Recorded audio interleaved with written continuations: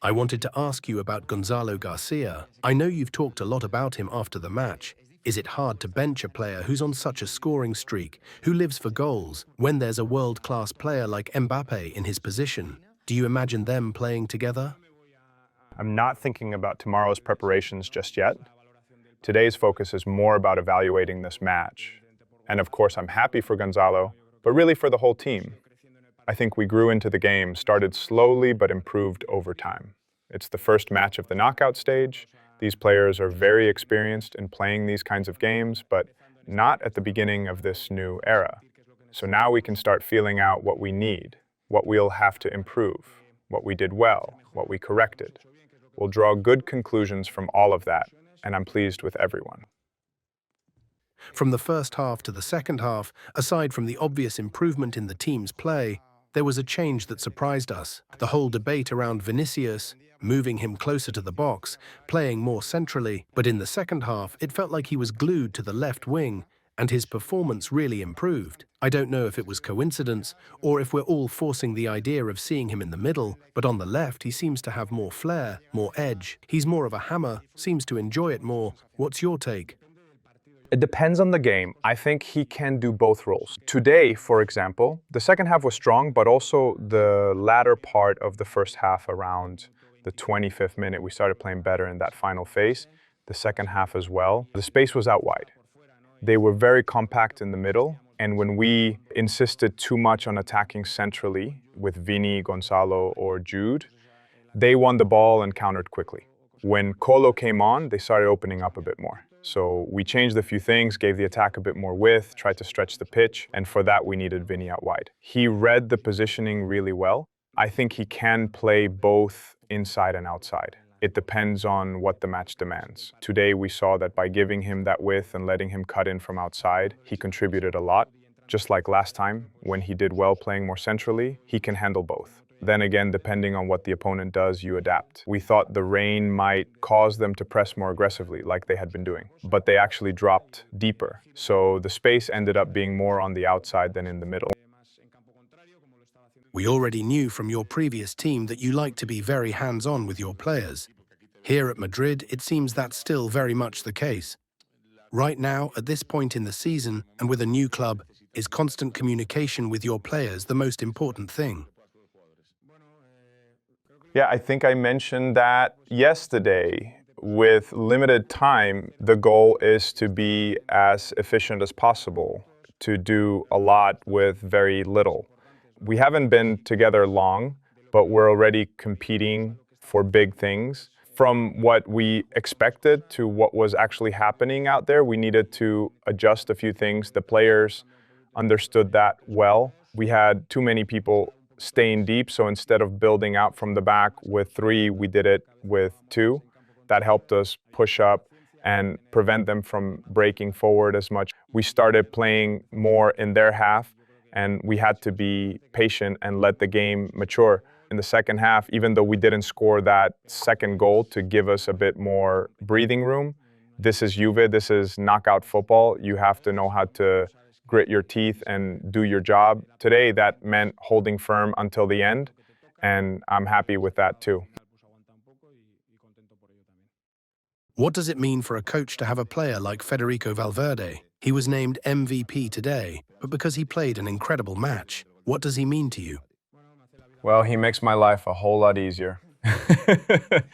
Seriously, he's a top player, an all-around talent who does almost everything well. He's got grit, leadership, he pushes his teammates forward, and whether it's with or without the ball, he's one of the best. I'm really happy to work with so many great players, and Fed in particular.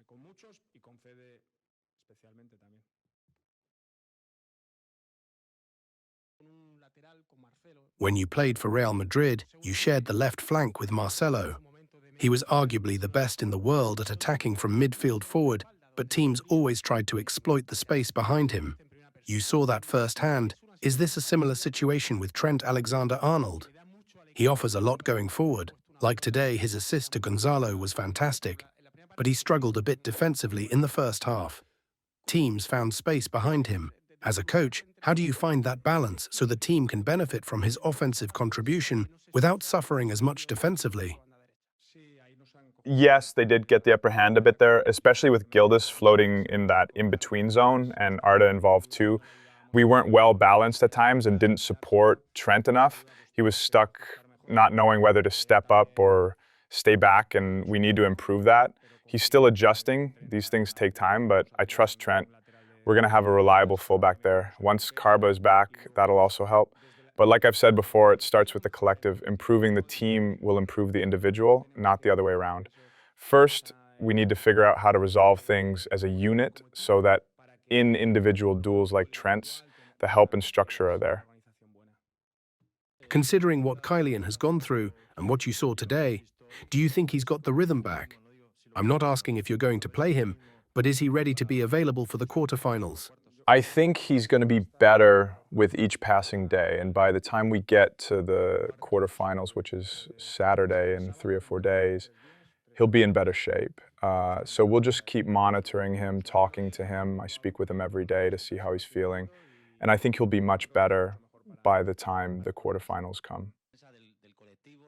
You often talk about the collective, how to improve individual performances through the team. A lot of that growth or creativity through the collective starts in midfield, and you know that area well. Güler is starting to establish himself in that role. How do you see him transitioning into becoming more of a central figure in the team compared to what he was used to before? Well, it's not just him, right? It can't only be Arda. We need everyone who plays in midfield, Danny, Aurel, Fede. We need balance and quality in the middle of the pitch to keep our rhythm and understand what we're trying to do. Arda is doing well. I'm happy with him.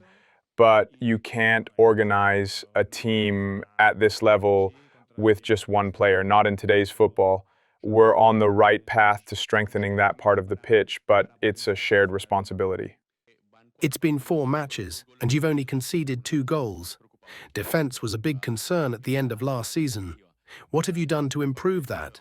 And also, if you could say something about the fans tonight, it really felt like a branch of the Bernabeu out there. Yeah, I think it's essential, not just for this tournament, but also looking ahead.